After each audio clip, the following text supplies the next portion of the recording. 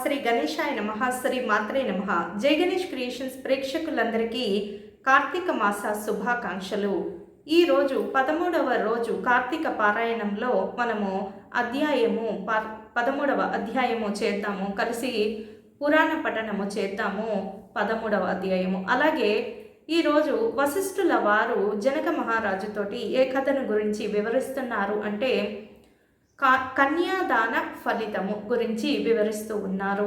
అయితే వశిష్ఠుల వారు ఈ విధముగా అంటున్నారు: ఓ జనక మహారాజా, నేను ఇప్పటి వరకు నీకు అనేక విధులను, స్నానాల గురించి, కార్తీక స్నానాలు, జపాలు, హోమాలు, దాన ధర్మాలు, అలాగే వనభోజనాలు, చక్కగా కూడా ఇంకా ఏమి చెప్పాను అంటే దీపదానం గురించి, కార్తీక శుద్ధ ద్వాదశి రోజు విష్ణువుని పారాయణం చేసి, అలాగే ఉపవాసం ఉండి పూర్ణోపవాసం ఉంటే ఎలాంటి ఫలితం ఉంటుందో ఇవన్నీ నీకు చెప్పాను కదా.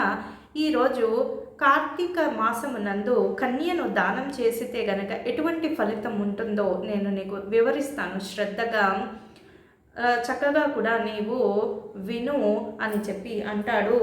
ఈ యొక్క సావధానుడవై ఆలకింపుము అనగా అంత మహారాజు అలాగేనని చెప్పి వింటూ ఉంటాడు. మరి ఏం చెబుతున్నాడు కదా అని అన్నప్పుడు వశిష్ఠుల వారు ఈ విధంగా అంటున్నారు: ఓ మహారాజా, నీకు కార్తీక స్నానం యొక్క విశిష్టతను తెలియజేశాను కదా.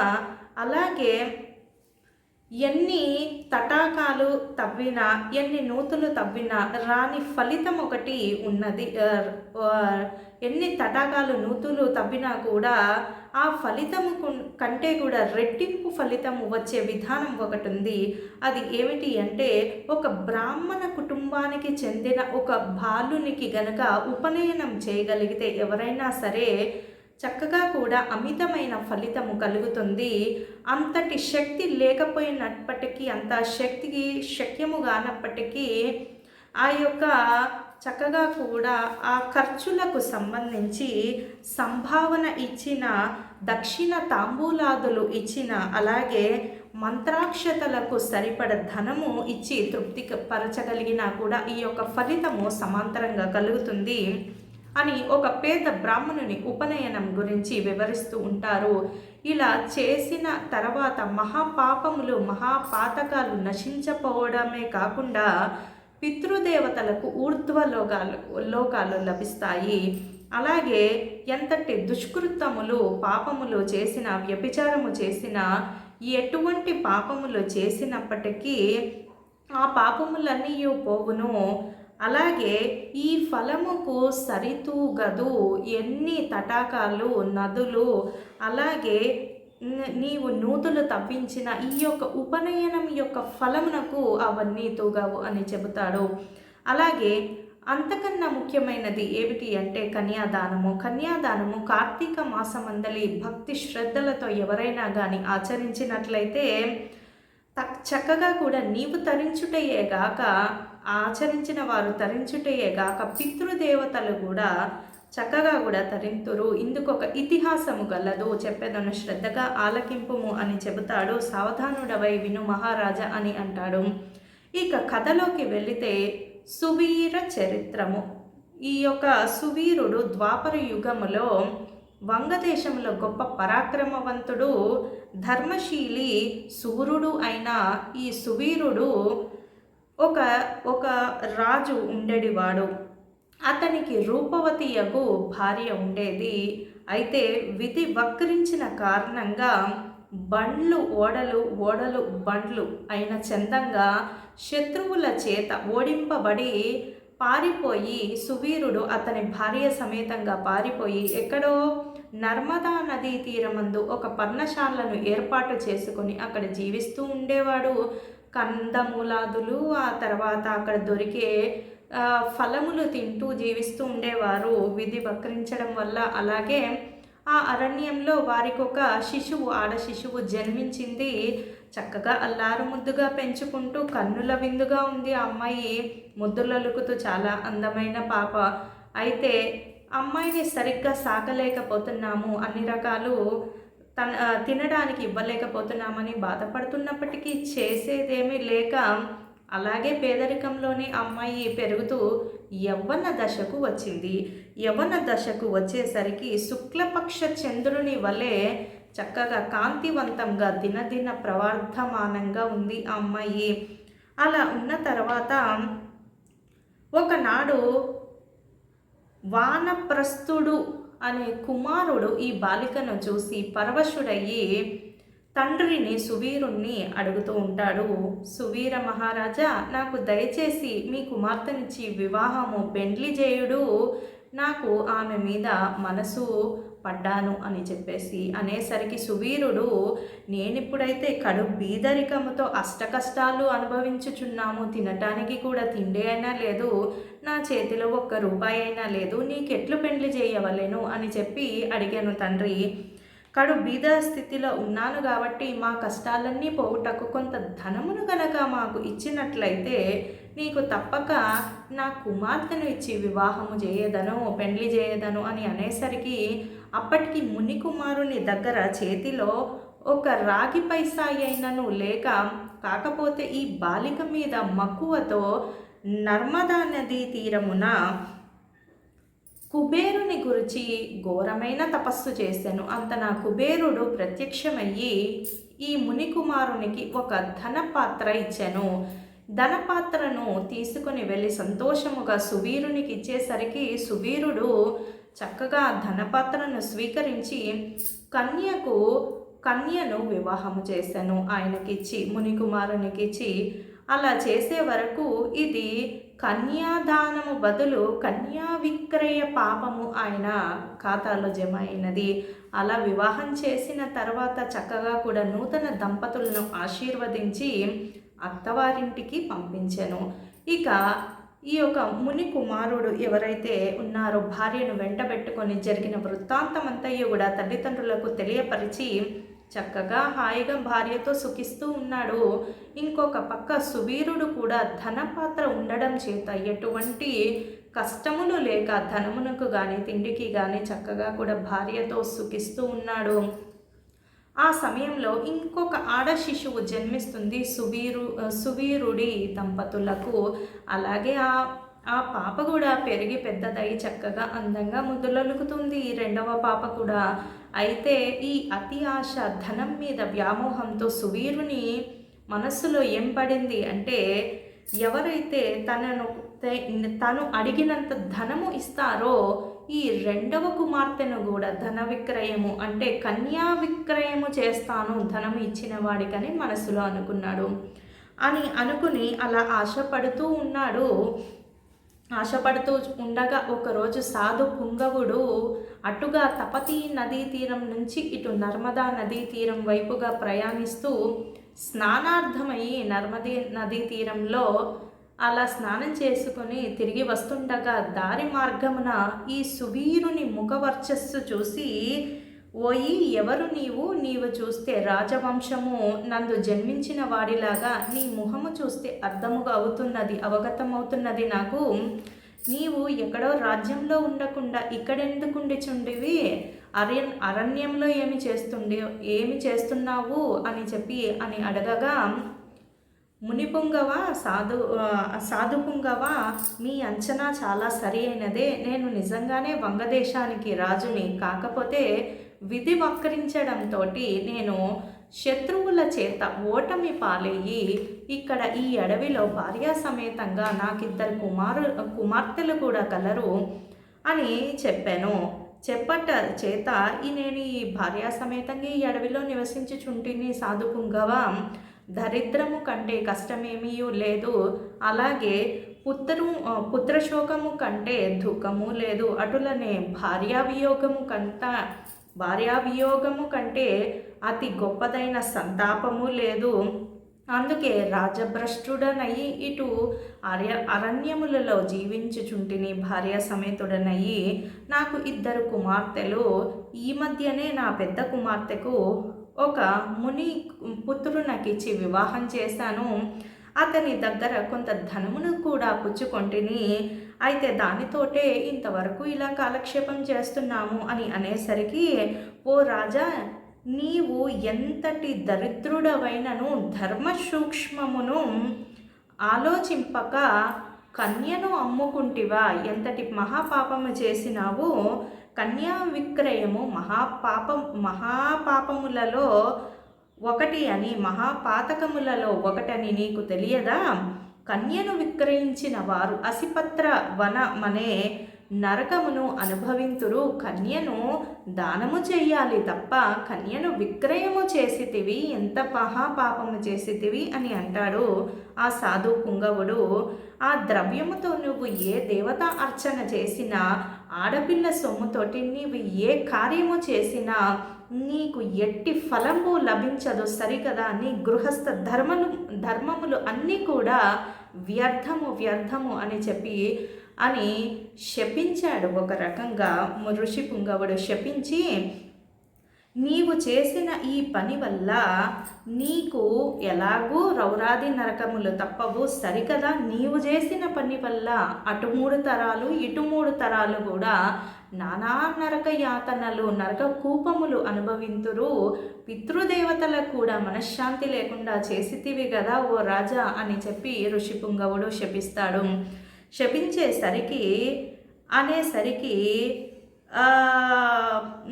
పెద్దలు బక్కానించియే ఉన్నారు. నీవు చేసిన కన్యా విక్రయానికి ఎటువంటి ప్రాయశ్చిత్తము లేదు మహారాజా అని అంటాడు. కాబోవున నీకొక్క మార్గము అయితే ఉన్నది.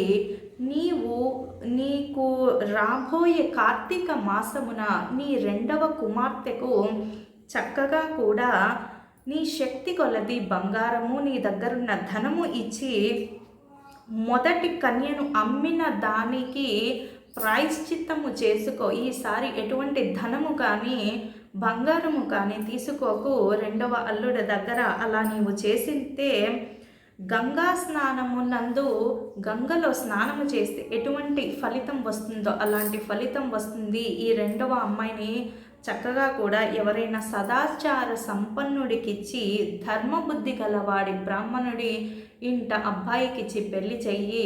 అప్పుడు నువ్వు చేసిన పాపము పోయి చక్కగా కూడా గంగా నది స్నానము చేస్తే ఎలాంటి ఫలితం వస్తుందో అలాంటి ఫలితము నీ ఖాతాలో పడడమే కాక, నువ్వు ముందు ఒక అమ్మాయిని కన్యా విక్రయం చేసిన పాపము తొలగుతుంది. నీవు 2వ అమ్మాయిని ఏమీ ఆశించకుండా కన్యాదానం చేస్తే అని అనేసరికి, హితోపదేశము చేసేసరికి రాజు చిరునవ్వు నవ్వి, ఓయి మునివర్య, దేహసుఖము కంటే దాన ధర్మములో వచ్చిన సుఖముగా ఉండగా సిరి సంపదలతోటి ఏమి అంటాడంటే, దేహసుఖము కంటే దాన ధర్మములో వచ్చే పుణ్యము నాకు ఎక్కువ కాదు. తాను బ్రతికి పిల్లలతోటి సుఖముగా సిరి సంపదలతోటి భోగ భాగ్యాలు అనుభవించక ఉన్నదానితోటి చక్కగా కూడా సుఖముగా ఉండక ఎప్పుడో చనిపోయిన తర్వాత మోక్షము గురించి నాకెందులకు.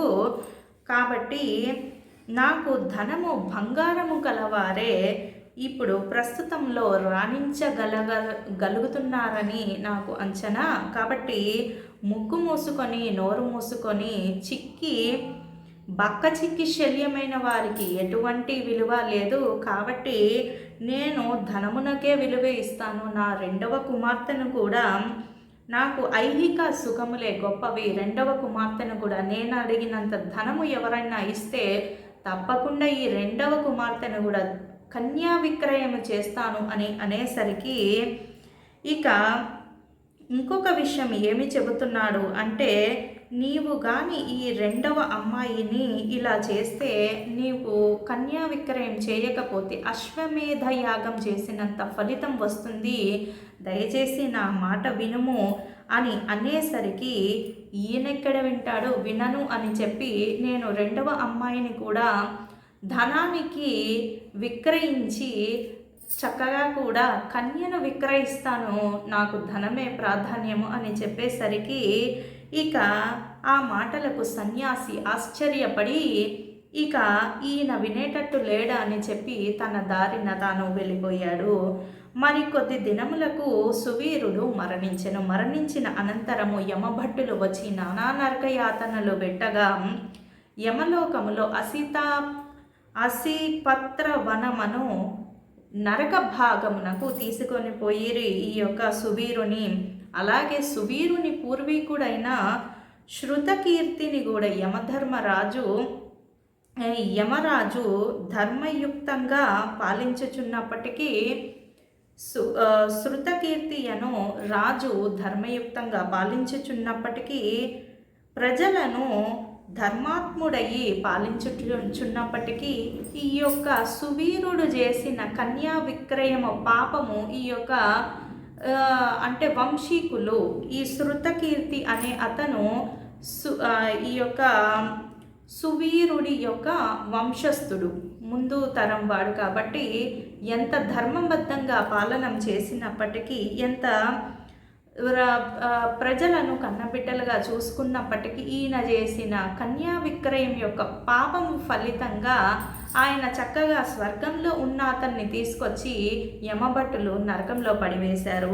నరకంలో పడివేసేసరికి యమకింకరులు పాశములతో బంధించి స్వర్గమునకు నుంచి నరకమునకు పడివేసినప్పుడు ఈ యొక్క శృతకీర్తి నేనింతవరకు ఇతరులకు అపకారం చేసి ఎరగను, ఉపకారమే తప్ప చక్కగా కూడా దాన ధర్మాలు, యజ్ఞయాగాదులు, రాజ్యాన్ని చక్కగా పాలించి ప్రజల్ని కన్నబిడ్డల్లా చూసుకున్నాను, నన్ను ఎందులకు ఈ గతి పట్టినది అని మనస్సులోనే అనుకుంటూ నిండు కొలువులో యమధర్మరాజు దగ్గరకు వెళ్ళి, ఓ మహాప్రభు, నీవు సర్వజ్ఞుడవు, ధర్మమూర్తివి, బుద్ధిశాలివి, ప్రాణకోటికంతటికీ కూడా సమంగా చూచుచుందువు, నేనెన్నడూ ఏ పాపము చేసి ఉండలేదు, నాకెందులకు ఈ గతి, నన్ను స్వర్గము నుంచి నరకమునకు ఎందుకు దోడుకొని వచ్చితిరి అని అడిగాను. కారణం అడిగేసరికి సెలవియ్యండు అని ప్రార్థించే వరకు యమధర్మరాజు శృతకీర్తిని గావించి, ఓ శృతకీర్తి, నీవు న్యాయమూర్తివి, ధర్మజ్ఞుడవు, నీవు ఎటువంటి దురాచారము చేసి ఎరుంగలేదు, అయినను నీ వంశీయుడగు సువీరుడు తన జ్యేష్ఠపుత్రికను, మొదటి పుత్రికను కన్యా విక్రయం చేసిన పాపమున అటు 3 తరాలు ఇటు 3 తరాలు పూర్వీకులు నరక బాధలు అనుభవింపక తప్పదయ్యా అని అంటాడు యమధర్మరాజు. అయితే నీచ జన్మలు కూడా ఎత్తవలసి వస్తుంది మీ వాడు చేసిన పని అని అనేసరికి, నీవు పుణ్యాత్ముడవని ధర్మాత్ముడవని నాకు తెలుసు, నేను ఎరుంగుదును గాని నీకొక ఉపాయము చెప్పెదను. ఈ యొక్క సువీరునకు 2వ కుమార్తె ఉన్న కారణంగా నీవు చక్కగా కూడా మానవ శరీరము దాల్చి అక్కడ 2వ కుమార్తె తన తల్లితోటి కలిసి ఉంటుంది నర్మదా నదీ తీరం వద్ద. అక్కడికి వెళ్ళి చక్కగా కూడా బుద్ధి సంపన్నుడు, సకల శాస్త్ర కోవిదుడైన ఒక బ్రాహ్మణునికి ఇచ్చి గనక నీవు ఒక విప్రునకు కార్తీక మాసములో సాలంకృతంగా కన్యాదానము చెయ్యి, ఆ అమ్మాయిని ఆ విప్రునకు అలా చేసితే ఈ పాపములు పోయి నీవు తిరిగి స్వర్గానికి వెళ్ళడమే కాకుండా సువీరునికి కూడా స్వర్గప్రాప్తి లభిస్తుంది. అలాగే ఇటు 3 తరాలు అటు 3 తరాలు పూర్వీకులందరికీ చక్కగా కూడా స్వర్గం ప్రాప్తిస్తుంది అని అంటాడు యమధర్మరాజు. కన్యాదానం చేసిన వాడు మహాపుణ్యాత్ముడగును. పుత్రికా సంతానం లేని వారు కనీసము ఏమి చేయవలెను అంటే తమ ద్రవ్యముతో కన్యాదానము చేసిన వారికి సహాయపడవలెను, లేక విధి విధానముగా ఆబోతునకు వివాహము చేసినా అంతటి ఫలితము కలుగుతుంది. లేదా ఎవరైనా పేద స్త్రీలకు అంటే పేద ఆడపిల్లలకు గనక వివాహం జరుగుతూ ఉంటే వారికి సహాయపడిన, వారి దగ్గరుండి వివాహానికి సహాయపడిన అంత ఫలితము కలుగుతుంది అని చెబుతాడు యమధర్మరాజు. నీవు వెంటనే భూలోకానికి వెళ్ళి నేను తెలియజేసినట్టు ఆ ధర్మకార్యము గనక చేసినట్లయితే నీకు చక్కగా కూడా నీ పితృగణము తరింతురు, పోయిరమ్ము అని చెప్పి పంపించని యమధర్మరాజు. శృతకీర్తి యమునకు నమస్కరించి సెలవు తీసుకొని నర్మదా నదీ తీరమునున్న ఈ యొక్క పర్ణ కుటీరంలో నివసించుచున్న సువీరుని భార్య ఆయన రెండవ కుమార్తెను చూసి చాలా సంతోషపడి జరిగిన సంగతి యావత్తు మొత్తము వారిద్దరికీ తెలియజేసి కార్తీక మాసమున సువీరుని రెండవ కుమార్తెకు చక్కగా సాలంకృత కన్యాదానము విశేషంగా కన్యాదాన పూర్వకంగా చతుర్వేదములు చదివిన ఒక బ్రాహ్మణ యువకునికిచ్చి అతి వైభవముగా వివాహము చేశాను. అలా చేసిన తర్వాత అటుల కన్యాదానము చేయుట వలన సువీరుడు కూడా పాప విముక్తుడు అయ్యి లోకంలోకి ఏగి అక్కడున్న పితృదేవతలను కలుసుకొనెను. కాబట్టి కన్యాదానము వలన మహాపాపములు కూడా నాశనమగును. అటులనే వివాహ విషయంలో వారికి మాట సహాయము చేసిన, ధన సహాయము చేసిన పుణ్యము గలుగును. అలాగే కార్తీక మాసములో కన్యాదానము చేయు వారికి కన్యాదానము చేస్తానని ఎవరైనా దీక్ష బూనిన వారికి విష్ణు సాన్నిధ్యము కలుగును. శక్తి కలిగి ఉండి కూడా ఉదాసీనత నిర్లక్ష్యముతోటి కన్యను దానము చేయని వారికి శాశ్వతంగా నరకములోకి పోవుదురు. ఇదండి త్రయోదశాధ్యాయము అంటే 13వ అధ్యాయము పారాయణం చేశాం ఈరోజు. కన్యను ఎవరైనా సరే విక్రయించకూడదు. ఆడపిల్ల సొమ్మును ఎప్పుడు ఆశించకూడదు. అది భార్య అయినా సరే, కూతురైనా సరే, ఆఖరికి మన ఇంటికి వచ్చే కోడలైనా సరే ఆడవాళ్ళ సొమ్మును ఆశించకూడదు. అలా ఆశిస్తే ఆ ఇంట్లో ఆడపిల్లలే తప్ప మగ సంతానం కలిగే అవకాశమే లేదు. తద్వారా అటు 7 తరాలు ఇటు 7 తరాలు నరకానికి వెళ్తారు ఎవరైతే కూడా స్త్రీ ధనము ఆశిస్తారో. అందుకే కూడా మనము పెళ్ళిళ్ళలో కూడా స్త్రీ ధనము అని ఇస్తూ ఉంటారు అత్తమామలు. అవి ఎప్పుడు కూడా ఆశించకూడదు. భర్త అయితే ఆశించకూడదు భార్య ఆస్తి మీద. అలాగే అత్తగారైతే కోడలి ఆస్తిని మీద, మామగారైతే కోడలి ఆస్తిని మీద ఆశపడకూడదు. అలాగే భార్య అయితే గనుక ఎవరైతే పక్క స్త్రీల ఆస్తి గురించి ఆశపడకూడదు. ఎవరైనా సరే, తండ్రి అయినా సరే, ఎవరైనా సరే ఆడపిల్లల ఆస్తి మీద కానీ వాళ్ళను విక్రయించాలని కానీ చూస్తే మహాపాతకాలు అంటుకుంటాయి అన్న విషయము వశిష్ఠుల వారు జనక మహారాజుకు తెలియజేసిన 13వ అధ్యాయము పురాణము చేశాం మనము. నేను మీకు తెలియజేశాను. తిరిగి 14వ రోజు అధ్యాయము, 14వ రోజు కార్తీక పురాణము రేపు చేద్దామండి. ఇదండి ఇంతవరకు కార్తీక మాసంలో కన్యను దానం చేస్తే ఎటువంటి ఫలితం ఉంటుందో అన్న దాని గురించి కొన్ని విషయాలు. తిరిగి రేపు కలుసుకుందాము. అంతవరకు సెలవు. నమస్కారం. నేను మీ అనుపమ. స్వస్తి. సర్వే జన సుఖినో భవంతు.